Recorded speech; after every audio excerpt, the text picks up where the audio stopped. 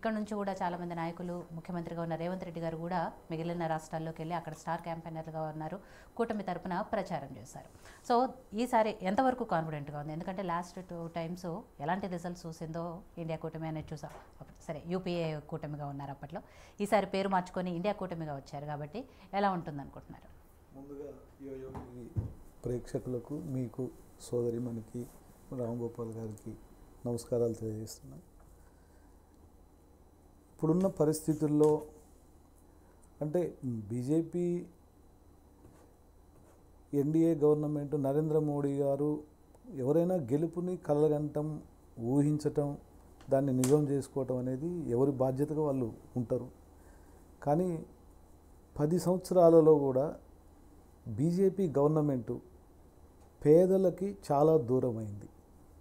ముఖ్యంగా 2014కు ముందు ఈ భారతదేశాన్ని అవినీతి రహిత భారతదేశంగా, పేదరహిత భారతదేశంగా, నిరుద్యోగ రహిత భారతదేశంగా, స్విస్ బ్యాంకులో ఉన్న డబ్బును కూడా తీసుకొచ్చి పేదలకి పంచే ఒక బృహత్తర ప్రణాళిక ద్వారా మేము వస్తాం.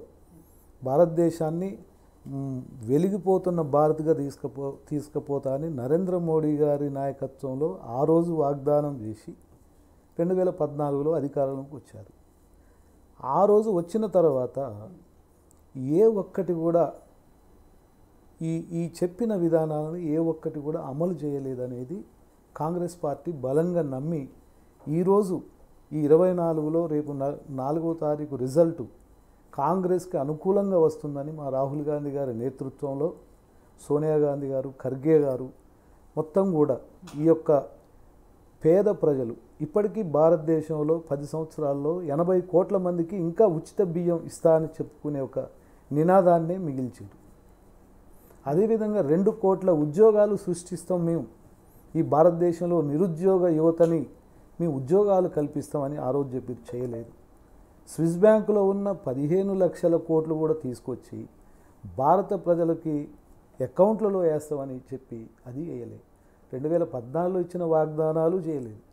2019లో అదే వాగ్దానాలని కొన్నిటిని మళ్ళీ రిపీట్ చేస్తూ చోక్సీ లాంటి వాళ్ళని, అవినీతి పరులను కూడా మరి ఎవరిని కూడా యాక్షన్ తీసుకోకుండా ఇలా 16 లక్షల కోట్ల రూపాయలు రిజర్వ్ బ్యాంక్ ఇచ్చిన దాని ప్రకారంగా 16 లక్షల కోట్ల రూపాయలు ఈ యొక్క బ్యాంకులలో ఎగవేతదారులకి రద్దు చేసేది అనేది మనం ఖచ్చితంగా చూస్తున్నాం. మరి అవినీతిని మీరు ఎట్లా బీజేపీ 400 సీట్లు వస్తుంది అనేది ఏ నమ్మకంతో చెప్తున్నారు? ఆ రోజు చెప్పిన వర్గాలు మొత్తం కూడా ఇప్పటికి దూరం అయినాయి. పేద వర్గాలు దూరం అయినాయి. ఎస్సీ ఎస్టీ వర్గాల్లో మధ్యప్రదేశ్, యూపీ లాంటి రాష్ట్రాల్లో, బీహార్ లాంటి రాష్ట్రాల్లో దాడులు జరిగినాయని మనం ఎన్నో ప్రచార సాధనాల ద్వారా చూసినాం. ఈ వర్గాలన్నీ కూడా బీజేపీకి దూరమైనాయి.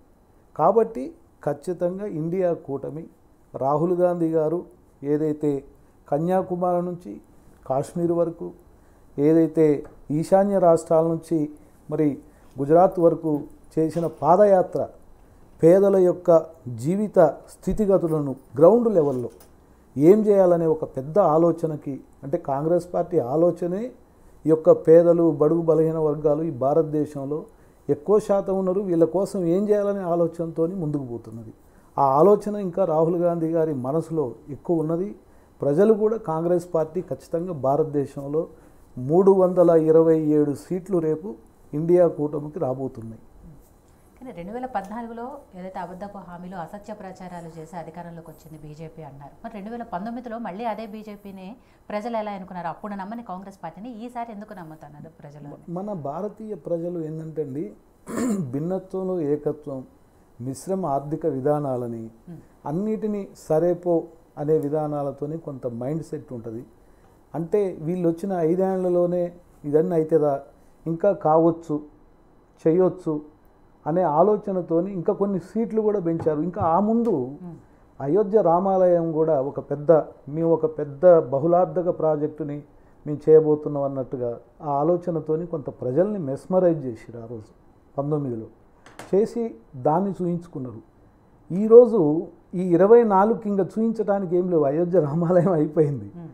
కానీ ఒకటి ముఖ్యంగా భారతీయులు చాలా లో లెవెల్లో, గ్రౌండ్ లెవెల్లో ఆలోచిస్తారు. చేత ఏం చేస్తున్నారు? ఈ 10 సంవత్సరాల్లో ఒక్క బహుళార్థ ప్రాజెక్ట్ అన్న నిర్మాణం అయిందా? ఒక్క ఐఐటి అన్న నిర్మాణం అయిందా? ఒక ఐఐఎం అన్న నిర్మాణం అయిందా? లేదు.